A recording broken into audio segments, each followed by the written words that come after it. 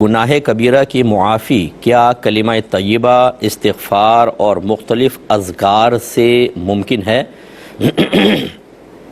لیکن جو شرعی تعلیمات کا نچوڑ ہے وہ یہ ہے کہ کبیرہ گناہ یا تو صرف اللہ تعالیٰ کے کرم سے معاف ہوتا ہے، یعنی اللہ تعالیٰ چاہے تو بغیر کسی سبب کے، بغیر کسی توبہ کے اللہ چاہے تو سارے صغیرہ کبیرہ گناہ معاف فرما دے، یا پھر کامل توبہ کے ساتھ ہوتا ہے۔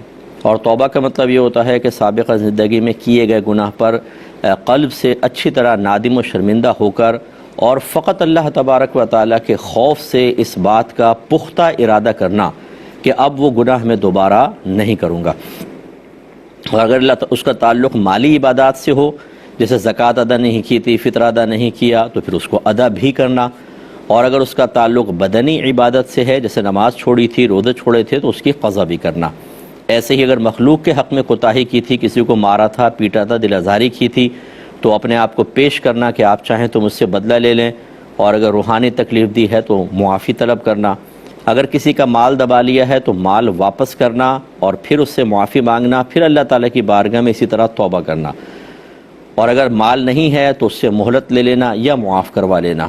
اسی طریقے سے اگر کسی کا ہم نے کوئی نقصان کیا ہے تو اس نقصان کی بھرپائی کرنا۔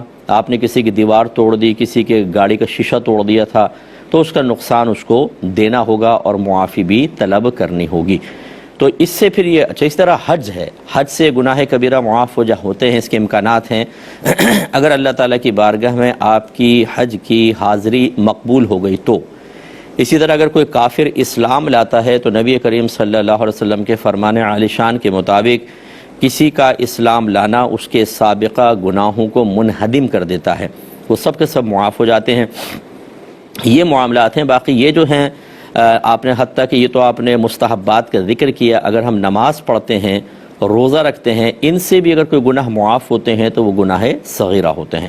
تو اس لیے صرف اس پر بھروسہ کر لینا کہ معاذ اللہ کبیرہ گناہ کر کے کلمہ طیبہ پڑھ لیا اور یہ سوچا کہ شاید وہ کبیرہ معاف ہو جائے گا، تو ایسا نہیں ہوتا ہے۔ اس کے لیے مکمل تعلیم شرع کے موافق عمل درکار ہوتا ہے، نہ کہ اپنے پاس سے ہم کچھ چیزیں اخذ کر لیں۔ ہاں یہ ضرور ہے کہ اگر کسی سے صغیرہ گناہ ہو جائے تو نبی کریم صلی اللہ علیہ وسلم کا فرمان ذیشان موجود ہے کہ اگر کسی سے کوئی خطا ہو جائے اور اس کے بعد وہ نیک عمل کر لے تو اللہ تبارک و تعالیٰ اس کی خطا کو مٹا دیتا ہے۔ مثلا اگر کوئی خدا نخواستہ خطا ہو گئی، اب یہ اس طرح ہو سکتا ہے کہ کوئی کلمہ پڑھ لے، کوئی استغفار وغیرہ کر لے، تازہ وضو کر کے 2 رکعت نماز پڑھ لے، تو اللہ کی رحمت سے امید ہے کہ اللہ تعالیٰ اس نیکی کی برکت سے اس گناہ کو معاف کر دے گا۔ جیسے ایک صحابی سے کوئی خطا ہوئی، انہوں نے آ کے اظہار کیا، نبی کریم خاموش رہے، نماز پڑھائی، اس کے بعد فرمایا وہ شخص کہاں ہے؟ تو وہ کھڑے ہو گئے، سرکار نے فرمایا کہ آپ نے ہمارے ساتھ نماز پڑھی؟ عرض کی جی ہاں۔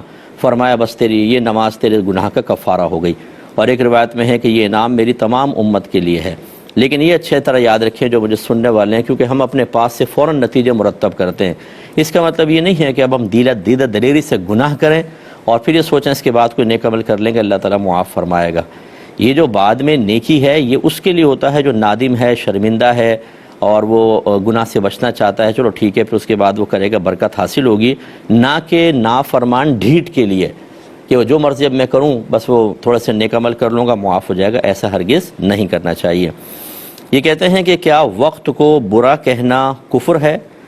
برے وقت سے مراد برے حالات ہوتے ہیں، تو کیا حکم شرع ہوگا؟ دیکھیں وقت تو نہیں، خاص زمانہ دہر کو نبی کریم صلی اللہ علیہ وسلم نے حدیث بیان کی کہ اللہ تعالیٰ ارشاد فرماتا ہے کہ زمانے کو برا نہ کہو کیونکہ زمانہ تو میں ہوں، کیونکہ میں ہی رات اور دن کو بدلتا ہوں۔ تو گویا کہ زمانے کے بارے میں خاص اللہ نے ارشاد فرمایا، بلکہ فرمایا کہ بنی آدم زمانے کو گالی دیتا ہے حالانکہ، یا اس کو برا بھلا کہتا ہے حالانکہ زمانہ تو میں ہوں، میں رات اور دن کو تبدیل کرتا ہوں۔ تو لہٰذا زمانے کو برا کہنا کوئی مطلب یہ کہ بیکار ہے۔ زمانہ کا مطلب ایک وقت کی مقدار کا گزر جانا، تو یہ زمانہ ہوتا ہے۔ اس کا کوئی قصور ہوتا ہے ہمارے کسی بھی معاملات کے اندر کہ ہم اس کو برا بھلا کہیں؟ اور یہ تو خالصتاً اللہ تعالیٰ کے دست قدرت میں ہوتا ہے، تو اس لیے زمانے کو برا کہنا منع ہے، وقت کو نہیں۔ وقت تو ہم کہتے ہیں آج کل برا وقت چل رہا ہے، مراد وہی ہوتے ہیں کہ حالات برے چل رہے ہیں یا ناگہانی آفات آ گئی ہیں، تو اس لیے یہ منع نہیں ہے۔ لیکن دہر خاص حدیث میں الفاظ آ گئے زمانے کے، اس سے اجتناب کریں۔ اگر آپ یہ کہنا چاہتے ہیں کہ معاشرہ برا ہو گیا ہے تو زمانے کے لفظ نہ کہیں، بلکہ یوں کہیں کہ معاشرے میں برائی پھیل گئی ہے، معاشرہ آج کل بہت برا ہو گیا ہے۔ یہ کہتے ہیں کہ برے اعمال یا مصیبتوں پریشانیوں کی وجہ سے اپنی قسمت کو برا کہنا کیسا ہے؟ کیا یہ کفر ہے؟ تو دیکھیں کفر تو یہ اس میں پہلے یوں سمجھ لیجئے کہ قسمت کیا چیز ہے؟ اللہ تبارک و تعالی کا ازلی فیصلہ جو اس نے مخلوق کے پیدائش سے پہلے ان کے لیے کر دیا۔ تو یہ ایک تو فیصلہ جو اللہ نے کیا وہ مسلط شدہ ہے، اور اس میں تبدیلی کا ہمیں کوئی اختیار نہیں ہے۔ کون کہاں پیدا ہوگا، کہاں مرے گا، کس سے شادی ہوگی، کتنے بچے ہوں گے، لڑکے کتنے، لڑکیاں کتنی، کیا کیا کھائے گا، یہ سب اللہ نے مقرر کر دیا ہے۔ اور اس کے بارے میں جب صحابہ کرام نے عرض کی کہ جب مقرر شدہ ہے تو عمل کیوں کریں؟ سرکار نے فرمایا عمل کرتے رہو، اللہ تعالیٰ نے جس کے لیے پیدا کیا ہے وہ چیز اس کے لیے آسان کر دی جائے گی۔ دوسرا جو اللہ تعالیٰ نے لکھوا دیا ہے وہ ہے ہمارے انجام، ہمارے کون اسلام پہ مرے گا، کون کفر پر، نیکی بدی، ہدایت گمراہی، یہ سب بھی اللہ نے لکھوا دیا۔ لیکن اس طرح نہیں کہ لکھوا کر ہم پر مسلط کیا ہے، بلکہ اس میں علماء فرماتے ہیں کہ اللہ تبارک و تعالیٰ نے اپنے علم سے جانا کون شخص کیا کیا کرے گا۔ ابھی ہم پیدا بھی نہیں ہوئے لیکن اللہ تو جانتا ہے، اپنے علم سے اس نے جانا۔ زید کو دیکھا کہ وہ چوری کر رہا ہے تو وہاں لکھوا دیا کہ یہ فلاں وقت چوری کرے گا۔ عمر جو ہے اسی وقت میں نماز پڑھ رہا ہے تو اللہ تعالیٰ نے لکھوا دیا کہ یہ نماز پڑھے گا۔ ایک شخص اپنے قدرت و اختیار سے کفر اختیار کر کے مر رہا ہے، اللہ نے لکھوا دیا لکھو کہ یہ کفر پہ مرے گا۔ ایک اسلام پہ مر رہا ہے اپنے قدرت و اختیار سے، تو یہی لکھوا دیا گیا۔ اب وہ لکھا ہوا تبدیل نہیں ہوگا، کیونکہ اگر وہ بدل جائے تو اللہ تبارک و تعالیٰ کے علم کا ناقص ہونا ثابت ہوگا۔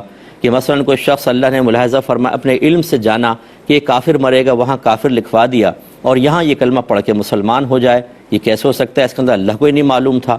تو اس لیے وہ لکھوانے سے زبردستی نہیں ہو گئی ہے، بلکہ اللہ تعالیٰ نے اپنے علم سے جانا، یہ اس کا کمال قدرت ہے، کمال علم ہے کہ کون اپنے قدرت و اختیار سے کیا کیا کرنے والا ہے، وہ جانا اور وہاں لکھ دیا۔ اور چونکہ اللہ تعالیٰ کا علم بڑا پختہ ہے، یقینی ہے، اور اس میں بالکل نہ شک ہے، نہ کوئی عیب ہے، نہ نقص ہے، لہذا جیسا لکھوایا ویسا ہی ہوگا۔ اب یہ یاد رکھیے کہ اگر کوئی کہتا ہے کہ بری قسمت، تو اس نے اللہ کے لکھوائے ہوئے کو، اللہ کے فیصلے کو برا کہا ہے۔ تو اگر اس کی قصد و ارادہ یہ ہے کہ جو اللہ نے لکھوایا اس وجہ سے میں اس کو برا کہہ رہا ہوں، پھر تو حکم کفر ہو سکتا ہے۔ اور اگر ایسا نہیں ہے، بلکہ وہ مطلب یہ میرے حق میں بہتر ہے، اچھی قسمت، یہ میرے حق میں موافق نہیں ہے، برا ہو گیا، تو بری قسمت اس اعتبار سے کہے تو کفر نہیں ہے، لیکن پھر بھی مناسب نہیں ہے قسمت کو برا بھلا کہنا، کیونکہ قسمت کا مطلب کیا ہے؟ اللہ کا فیصلہ۔ یہ تھوڑا سا توجہ رکھیں۔ کہتی ہیں کہ فجر سے عشاء تک کی نمازوں کے جیسی اذان ہوتی ہے تو میں فوراً اول وقت میں ان کو پڑھ لیتی ہوں، یہ صحیح ہے یا نہیں؟ کیونکہ اگر میں لیٹ کرتی ہوں تو قضا کا خوف ہوتا ہے، اور رمضان کا بھی انہوں نے اسی طرح پوچھا۔ دیکھیں اگر تو قضا کا خوف ہو جاتا ہے اس طرح کہ آپ تھکی ہوئی ہوتی ہیں، اگر آپ انتظار کریں کہ مردوں کی جماعت ختم ہو جائے اس کے بعد میں نماز ادا کروں، اور اس دوران آپ کو نیند آنے کا غالب گمان ہے اور پھر اتنی گہری نیند ہو جائے کہ وقت ہی نکل جائے، تو آپ کے لیے کوئی شرعاً قباحت نہیں ہے، بالکل آپ پڑھ سکتی ہیں۔ اور اگر قضا ہونے کا خوف نہیں ہے تو پھر فجر تو اول وقت ہی پڑھنی چاہیے عورت کو، اندھیرے کے اندر۔ باقی نمازوں میں مردوں کی جماعت کا انتظار کر لینا بہتر ہوتا ہے، لیکن یہ مستحب ہے، فقط کوئی فرضیہ واجب نہیں ہے۔ لہٰذا جو بہنیں گھر میں ہوتی ہیں اگر وہ سمجھتی ہیں کہ میں ابھی پڑھ دوں فوراً تو پڑھ سکتی ہوں، پھر بچوں میں لگ جاؤں گی، کوئی مہمان آ گیا، گھر کے کام کاج، یا نیند آ گئی تو مسائل ہوں گے، تو بالکل وہ اول وقت میں اور فوری طور پر پڑھ لیا کریں۔